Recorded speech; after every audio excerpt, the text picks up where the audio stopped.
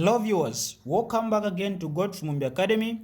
So in today's lecture, let's answer this question that came in physics or science paper 1 2024 ECZ syllabus. So don't forget to subscribe. So this question came on wave motion. Okay, so that's one of the important topics in physics. The question is saying, what type of energy is an infrared wave? What type of energy is an infrared wave? So you understand that infrared is just one of the examples or one of the waves that are in what? That are in the electromagnetic waves. Okay, those 7 waves. One of them is infrared. So the type of energy that it carries is heat energy, okay, or thermal energy. So that's the answer for question A. So we are going to say, we'll write here, this is our A. So you say thermal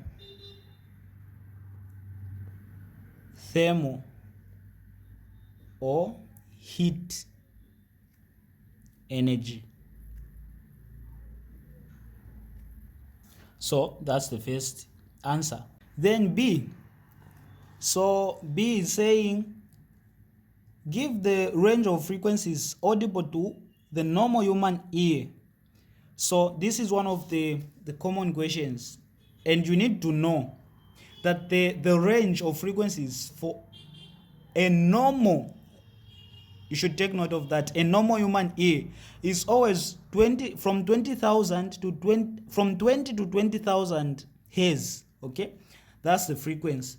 So 20 hertz to what? To 20,000 hertz. This frequency is the normal range for a human being. So whenever the frequency is within this range, it means the person can hear that sound. But if it's below or above, then the person can't hear. Okay, so sometimes they write it like 20 hertz to 20 kilohertz, because you understand that these 3 zeros is this K. Okay, so yeah, that's the basic maths. You need to know that K is equivalent to 3 zeros. Then the next question, define an echo. Question C. So what is an echo? Basically, an echo is just a reflected sound wave that is heard distinctly and different from the original sound. So this is the reflected sound wave that is heard differently or different.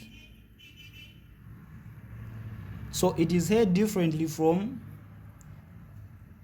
the original sound.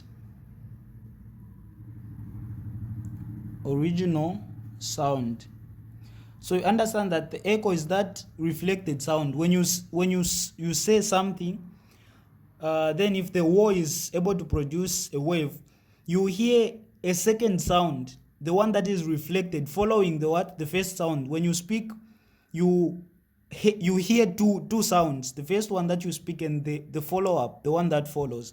So the one that follows is the one that is called the echo. Okay, and if you study, you understand that the echo is produced whenever you have 2 parallel walls that are at least 17 meters apart.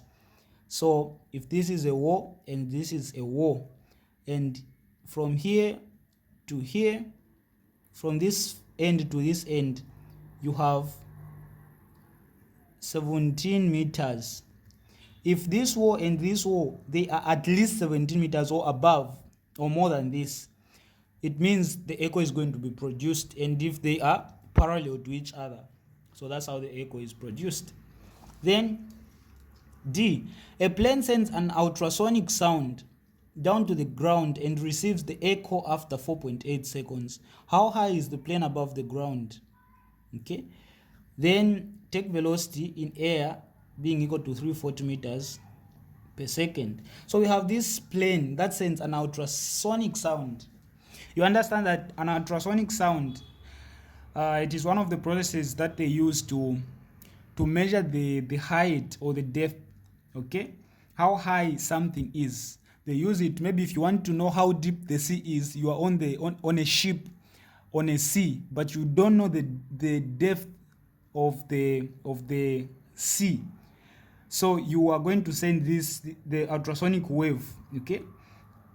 And in this case now, it's not about a ship, it's a plane. They are in a plane and they send the ultrasonic wave sound to know how high the plane is above the what? Above the ground. So this is one of the common methods that they use. You need to understand how they use the ultrasonic wave, the ultrasonic sound wave, to do what? To know the distance. So in this case, whenever you hear the ultrasonic sound, they send the pulse, then the pulse comes back. So they are in a plane, they send the pulse down, then the after being reflected, the wave goes back to where they are. So it travels twice. It goes to the ground, then it rises going back to the plane. Okay, so it travels twice.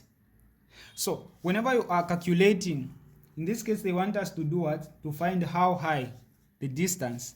So if you want to find the distance, this is D. Under ultrasonic, I'm specifying, okay, you use speed or velocity being equal to distance over time.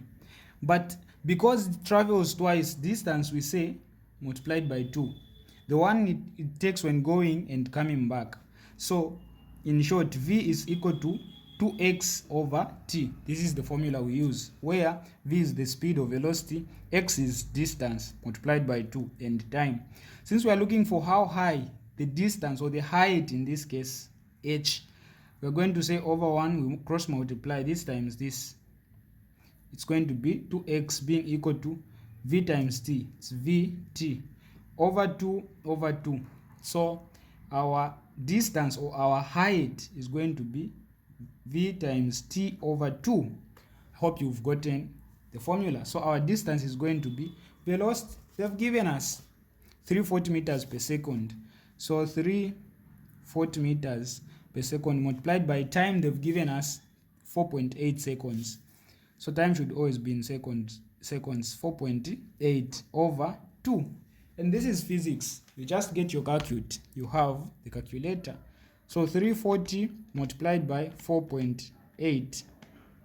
Then the answer divided by 2. It's giving us 800 and what? 816 meters. So this is the distance. Hope you've gotten the calculations. Then the last question. Give one way in which sound pollution can be minimized. One way in which you can minimize sound pollution. Maybe where you stay, how can you minimize sound pollution? So this is question E. So by planting more trees, by planting more trees to reduce and block sound waves. So this is the simple method. When you plant more trees, they are going to absorb, block, and reduce what? Sound waves. And in that way you minimize sound pollution. So this is it. I hope you've gotten the explanations. Don't forget to subscribe.